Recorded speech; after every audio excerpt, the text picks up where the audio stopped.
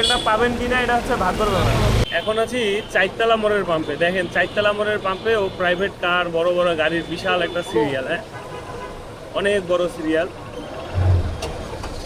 এই সিরিয়ালটা পার করতে তো এদের 2 লিটার করে তেল শেষ হয়। কত বড় একটা সিরিয়াল। এখানে যদি মোটরসাইকেলগুলো দেখি, এই যে মোটরসাইকেলগুলো সিরিয়াল দেখছেন, এখানেও মোটামুটি অনেক বড় সিরিয়াল। দেখি এই সিরিয়ালটা কত দূর পর্যন্ত গেছে। মানে একবারে চারতলা মোড়ের এটা সিরিয়ালটা চারতলা মোড় থেকে শুরু হয় আবহাওয়া অফিস পর্যন্ত।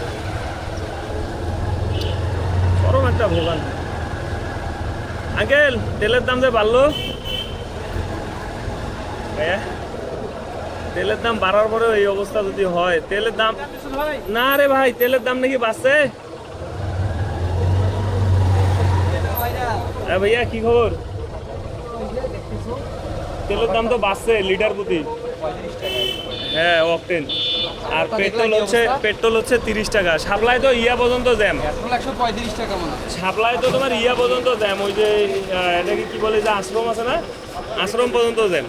একবারে ট্রাক আর মোটরসাইকেল দিয়া জ্যাম তাও তো মানে ফেয়ারলি বেশি বাইরে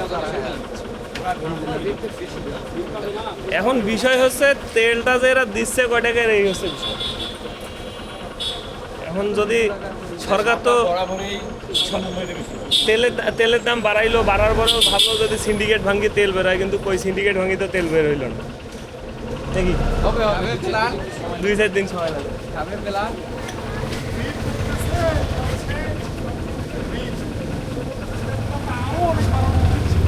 হ্যাঁ তেলের দাম 500 করে দেওয়া উচিত ছিল। হ্যাঁ মিটার তো চালু, কিন্তু সবাইকে যেভাবে তেল দিচ্ছে, এখন কথা হচ্ছে শেষ পর্যন্ত আসিয়ে তেল থাকে কিনা এই হচ্ছে বিষয়। ভাগ্য, এইটাই ভাগ্যর ব্যাপার আসলে বিষয়টা। আমি তেল নিয়েছিলাম এক সপ্তাহ আগে, এই পাম্প থেকে কান্দাকান্দি করে 1000 টাকার তেল নিয়েছিলাম। ওই তেলেই চলতেছে, চলুক যতদিন চলে। একটু ভালো করে রিকোয়েস্ট করলে বেশি করে দেয়। বাবা ব্যবসা তো ভালো হচ্ছে না, এ থাকো।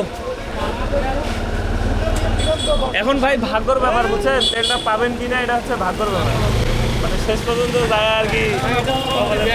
হ্যাঁ দেখেন এই লাইনটা বিশাল বড় একটা লাইন। হ্যাঁ মানে একবারে পাম্প থেকে শুরু হয় একবারে আবহাওয়া অফিস পর্যন্ত। না ভাই তেল নেবো না রে, সেদিন নিছি আছে ওইটা। তেলের দামটা বাড়ার পরে থেকে মানে প্রচুর পরিমাণে জ্যাম। দেখেন অনেক লোকজন। হ্যাঁ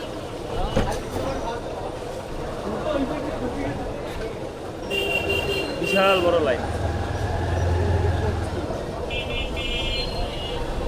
ভাইজান কতক্ষণ ধরে আসলেন?